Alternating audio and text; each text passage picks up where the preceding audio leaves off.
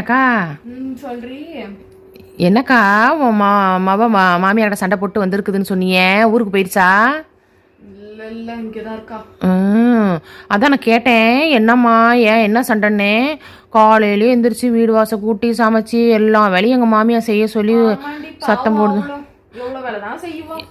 அப்படி சொன்னிச்சு. அதுக்கு தான் நான் சொல்கிறேன், ஏக்கா உன் மருமவளும் தான் இங்கே இருக்குதே, காலையில் எந்திரிச்சு எல்லாம் செய்யலை, உன் மவளுக்கும் சேர்த்து போட்டு கொடுக்கல. அங்கே என்ன அதுக்கு என்ன நாத்தனாவா இருக்குது? நாத்தனா கூட இல்லை அங்கே. மாமியாக்கு மட்டும் செய்யறதுக்குண்ணா. இங்கே தான் 2 பேர் இருக்கிறீங்களாக்கா, அந்த பொண்ணு செய்யலையாக்கா உன் மருமவ? அவளுக்கு வந்தது தலையெழுத்து. என் மவளுக்கு என்ன தலையெழுத்தா? என் மவளை நான் எப்படி வச்சிருந்தேன், அவங்களாம் போய் வேலைலாம் செய்ய விட மாட்டேப்பா. சரிக்கா, தட்டிலேயே போட்டு சோறு விட்டுக்கா. பாவம் நடக்க விடாத, தூக்கிக்கிட்டு போ இனிமேல். சரியா? அதெல்லாம் நான் பாத்துக்கிறேன், உன் வேலையை பார்த்துட்டு கிளம்பு. அதான் எப்படியோ போக்கா.